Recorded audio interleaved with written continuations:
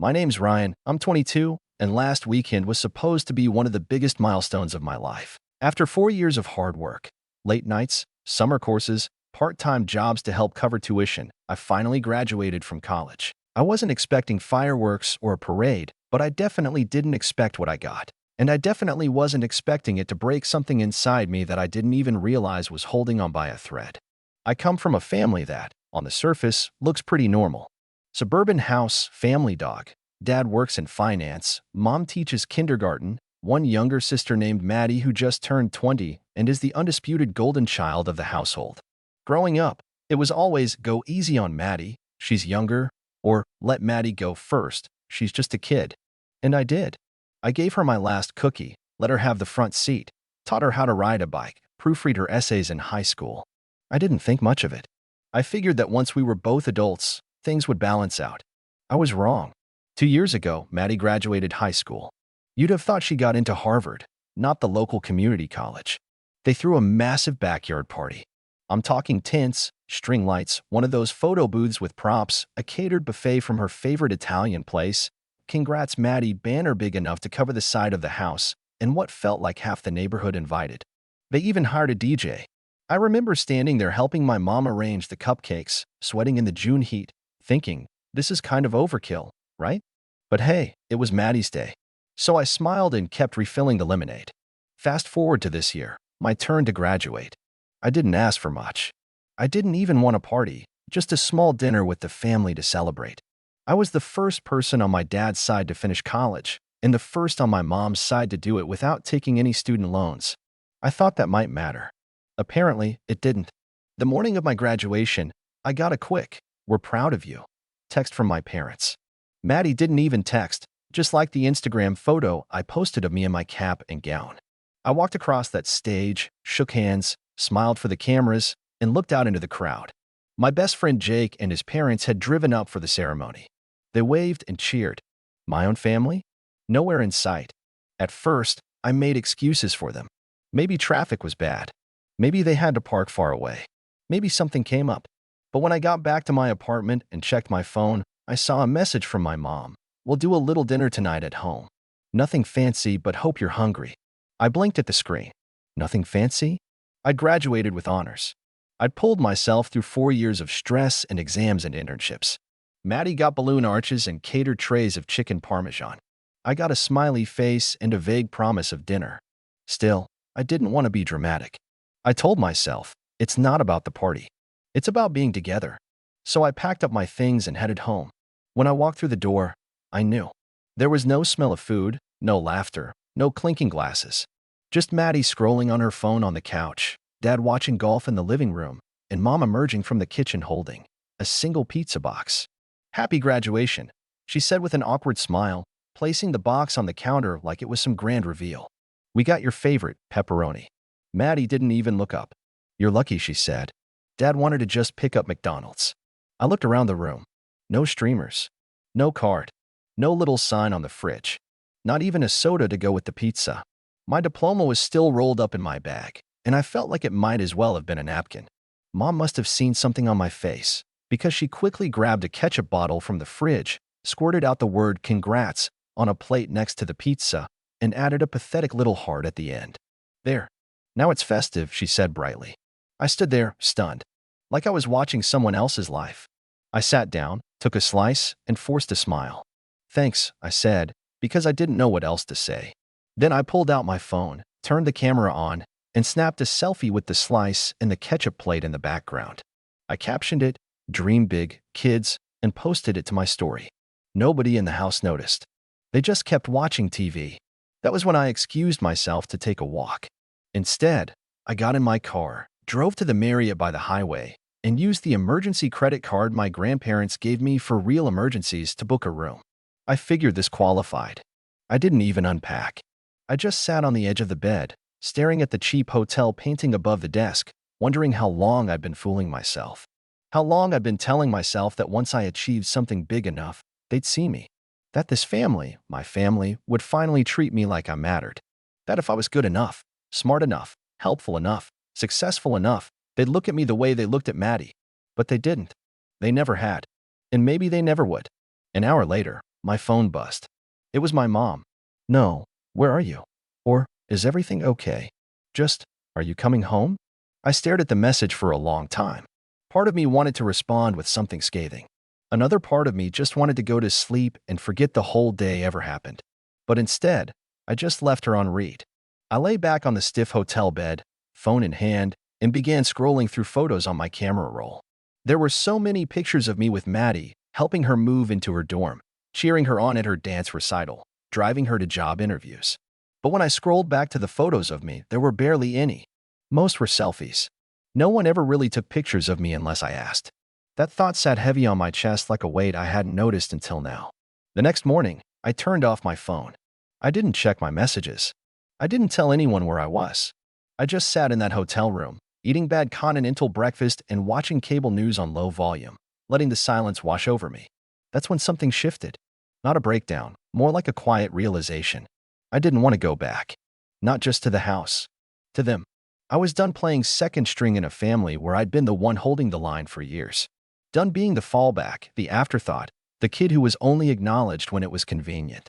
And that was the moment I started to plan what I'd do next. I stayed at the hotel for 2 more nights. I told myself it was just to get some space, but really, I think I needed to mourn. Not a person, but the version of my family I'd been pretending existed. The one I kept waiting for, hoping would show up someday. I spent those 2 days in silence, letting my phone buzz until the battery died, reading books I hadn't touched since freshman year, and eating whatever lukewarm food I could get delivered to the front desk. It was the most peace I'd felt in years.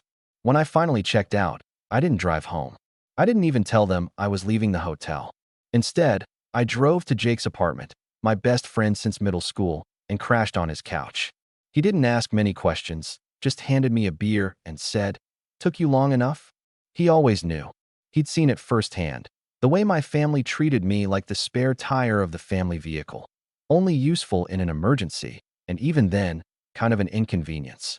"You're not gonna believe this," I told him as I scrolled through Maddie's social media. While I was ghosting the group chat, my parents and Maddie went to a vineyard the day after my graduation. Matching outfits, cheese boards, a banner that said Maddie's summer kickoff. Jake raised an eyebrow. "Your summer kickoff. Should have been your graduation weekend." "Exactly." She hijacked it. "No, they gave it to her." That's when I realized this wasn't new. Maddie had always had a way of bending moments to herself, and my parents never stopped her. When I got accepted into college, Maddie cried because I was leaving her behind. When I got a scholarship, Mom told me not to brag about money in front of her. When I made the dean's list, Dad said, "Well, it's not like you had a job while doing it like Maddie does." Jake didn't say much. He didn't have to. He just looked at me, shook his head, and said, "Man, that's messed up." That night, I sat up staring at the ceiling, thinking about all the things I'd done for them. Paid half the electric bill while I was in school because Dad had some unexpected expenses. Covered Maddie's books for a semester when she forgot to register for her financial aid on time. Came home every break to help with yard work and babysit our younger cousins while Maddie went on road trips. I did it without resentment. At least, I thought I did. But now, it all felt like a long list of sacrifices they expected from me, not things they appreciated. The next morning, I turned my phone back on. Dozens of messages flooded in. "Mom, we're worried. Are you okay?" "Dad, this is immature. We tried our best." "Maddie, seriously? It was just a pizza. You're being dramatic." Mom again. "Can you come home and talk like an adult?" Dad again. "We need to have a family conversation." That last one nearly made me laugh out loud. Now they wanted to talk? But what really got to me wasn't the tone of concern. It was the assumption that I'd come back. That I'd cool off, return home, and fall back into place. Like I always did. Like I always had. I didn't reply. Instead, I opened my laptop and started putting something else together. A resume. A new one. Then I started applying for jobs. Not just any jobs, but ones out of state. Far away. Seattle, Boston, Austin. I didn't care. I just knew that if I stayed in that town, I'd be pulled back in again. And I was done being their fallback. A few days later, Jake helped me move what little I owned out of the house. We waited until midday, when I knew they'd all be at work or out. I didn't want a confrontation. Not yet. I just wanted my things. I found my room untouched, the pizza box still sitting in the kitchen trash like a mocking trophy. As I packed up books, clothes, and a few framed photos I actually liked, I noticed something strange. One of the kitchen drawers was locked. It was the one Mom always said held family documents. Curious, I found the tiny key taped under the junk drawer where she used to hide it when I was a kid. I opened it. Inside were a bunch of envelopes, bank statements, tax returns, and what looked like insurance papers. I flipped through without much interest until I saw something that made my stomach twist. A college fund statement with my name on it. One that had been closed 3 years ago. I scanned the page again. The account had thousands in it. More than enough to have paid for my final year. Closed by M. Dawson. Maddie. I kept reading. Turns out, the fund had been split. But not evenly. They'd transferred the remainder to a new account, one under Maddie's name. And guess what? It wasn't a college fund. It was a small business fund. My parents had helped her start her Etsy business selling beaded jewelry. With my college fund, I felt the blood drain from my face. All this time I thought we were scraping by, that I was being noble, paying for school myself, helping out when I could. Meanwhile, they were funneling my future into Maddie's bracelet hobby. That pizza party wasn't just an oversight. It was an exclamation point. I snapped photos of everything, stuffed the papers back where I found them, and locked the drawer again. By the time I left the house, I wasn't sad anymore. I was something else. Focused. Determined.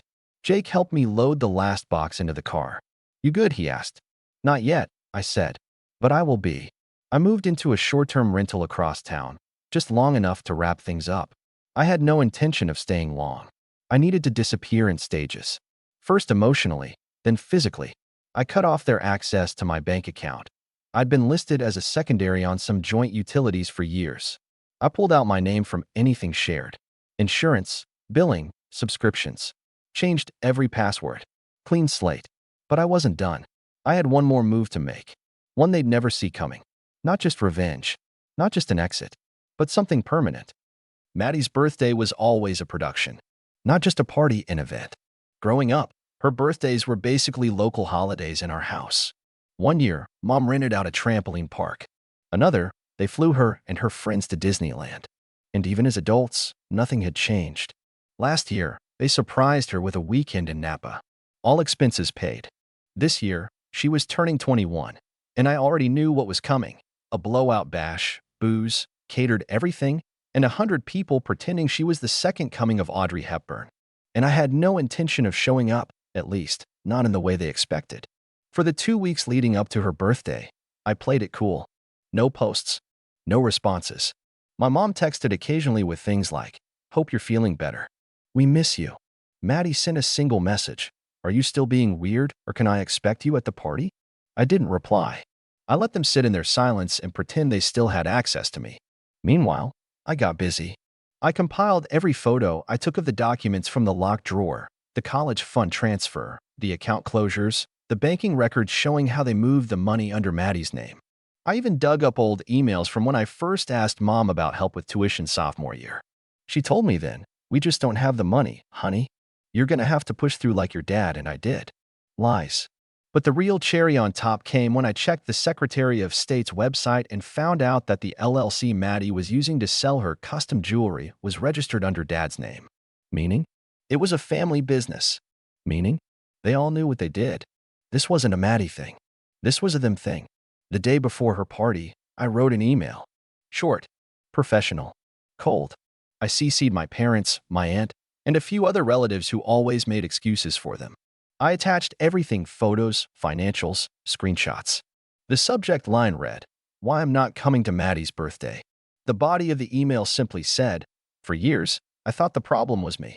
That I wasn't doing enough, being enough, achieving enough. I see now that no matter how hard I worked, it was never about what I did. It was about who you chose to prioritize. You took the funds set aside for my future and gave it to Maddie. You told me to be grateful for a pizza while handing her my college savings on a silver platter. I've attached the proof. No one has to take my word for it. I won't be attending the party, or any future ones. Consider this my RSVP permanently declined." Then I hit send. Jake was the one who kept an eye on the fallout for me. I refused to check the group chat, but he did, and boy, did it implode. My mom called me 6 times in a row. Left voicemails that started calm and concerned and slowly spiraled into frantic and accusatory. You took those documents out of context. She snapped in one. That money wasn't just yours. We had to make a family decision. Maddie's response was even more on brand. She posted on her Instagram story a few hours before the party started.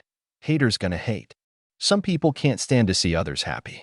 She followed that up with a group photo of her in a white birthday dress, surrounded by friends and cousins. But something was off. The party looked half empty. A few people I knew, our cousins on Dad's side, had commented, "So sorry, won't make it after all," and got the email. "Wish you'd told us sooner." The next day, I got a text from Aunt Valerie. One sentence. "You didn't deserve that, Ryan. I'm so sorry." It was the first apology I'd received from anyone in the family since all of this began. But even with that small win, I still wasn't done. Because while the birthday drama was satisfying in its own right, it didn't close anything. It just cracked the surface. I needed distance, permanence, a clean break. So when I got the job offer from a company in Chicago, a good one, better pay than I dared to hope for, I accepted on the spot. I didn't tell my parents, didn't tell Maddie, didn't post about it. I just packed. Quietly. Deliberately. The way you do when you're not just moving houses, but leaving behind a version of yourself. 3 days before my move, Dad called. First time in weeks. I almost didn't answer. But something told me to hear it. "Ryan," he said. His voice was stiff, formal, like we were strangers. "Your mom and I. We read everything. You blindsided us. You stole from me." I replied. Calm. Measured. That wasn't a blindside. That was exposure. He exhaled sharply through his nose. "You have no idea how hard it was to make that decision. Your sister needed help. So did I." There was a pause. A long, choking silence.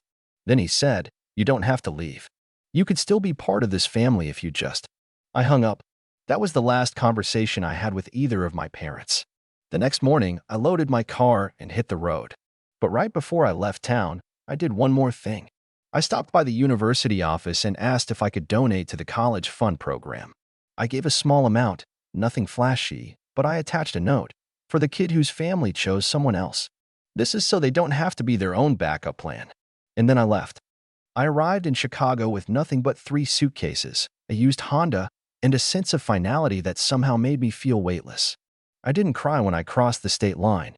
I didn't romanticize what I left behind. I just drove, letting the flat Midwest landscape pass me by like a long exhale. I'd spent my whole life shrinking myself to fit inside a family mold that never had space for me. Leaving wasn't running, it was releasing. And for the first time in my life, I wasn't holding my breath. The job was solid, mid-sized marketing firm, great culture, decent pay. More importantly, it gave me the clean slate I was desperate for. New coworkers, no awkward history. Nobody there knew me as Maddie's older brother or the quiet one. Just Ryan. Just the guy who showed up on time, worked hard, and had a sarcastic streak that made the intern laugh during staff meetings. I rented a tiny apartment on the 3rd floor of an old brownstone with creaky floors and peeling paint, but I loved it. Every night, I'd fall asleep hearing the rumble of the L train in the distance, a reminder that life was still moving, still buzzing, and I was finally a part of it, not an afterthought sitting quietly on the sidelines. For months, I didn't hear a word from my parents or Maddie. No calls. No texts. It was eerie, like they'd scrubbed me off the family whiteboard the way you'd wipe down a to-do list. And I was fine with that. At first. But then Thanksgiving rolled around, and even though I had no intention of going back, the silence hit harder than I expected. Jake invited me to spend it with his family, and I went. His mom hugged me like I just returned from war. His dad handed me a plate piled high before I even sat down. They made jokes, asked about my job, poured me a drink when I mentioned Chicago snow. They treated me like I belonged. That night, when everyone had gone to bed and Jake and I were playing video games in the basement like we were teenagers again, he turned to me and said, "You ever think they'll come around?" I didn't even pause. No, and that was the honest truth. Because people like them don't change. They pivot, they spin, they rewrite history, but they don't change. Still, there was a part of me, some small sliver, that wondered if they'd reach out during Christmas. They didn't. Instead, Maddie posted a series of Instagram stories showing off her cozy family Christmas. Matching pajamas. Dad playing guitar by the fire. Mom holding up a new bracelet from Maddie's line with a caption that read, "So proud of my girl's hustle." There was no seat left at that table. Not even metaphorically. January came, and with it, a letter. A physical letter, which was so unlike them I almost thought it was a scam. The handwriting on the envelope was unmistakably my dad's. I stared at it for a long time before I opened it. Inside was a neatly typed letter on my father's work stationery. It was a masterpiece of passive aggression and carefully worded guilt. He wrote, "We hope you've had time to reflect. Your mother is still deeply hurt by the way things ended. We understand you felt slighted, but the truth is, we always made decisions with the whole family in mind. Perhaps you'll come to see that in time. Maddie is engaged now. He proposed on New Year's Eve. We're planning an engagement party this spring. Of course, you're welcome to come. Family is family. Don't let one bad season ruin decades of history." I laughed out loud. I actually laughed. Because even now, after everything, I was the problem. I was the one who needed to reflect. They hadn't done anything wrong. They just made family decisions. Apparently, funneling my college fund into Maddie's jewelry business was just another spreadsheet line item in the Dawson family budget. I didn't respond. I didn't congratulate Maddie. I didn't show up to the engagement party. What I did do was thrive. I got promoted 6 months into the job. My boss said I had initiative and backbone, which was ironic considering those were the very traits my parents used to say made me difficult. I made new friends. I found a ramen place down the block that knew my order before I said it. I joined a community book club that mostly devolved into debates over which characters deserved redemption arcs. I even met someone, Alyssa. She had curly hair, a nervous laugh, and a way of asking questions that made me feel seen, not sized up. We took things slow, real slow, and I was okay with that. Then came the wedding invite. Cream-colored cardstock, gold foil lettering. You were joyfully invited to celebrate the union of Madison Dawson and Kyle Reardon. No, dear brother. No handwritten note. No acknowledgement that we hadn't spoken in nearly 2 years. Just a printed RSVP card with 2 options: accept with joy, decline with regret. I stared at that checkbox for a long time. And then I did something I hadn't done in years. I picked up the phone and called my grandmother, Dad's mom. She was in her 80s now and lived in a retirement community in Arizona. She'd always sent me birthday cards, even when my parents forgot. We hadn't spoken in months, but she picked up on the second ring. "Oh, Ryan," she breathed. "I was hoping you'd call." We talked for nearly an hour.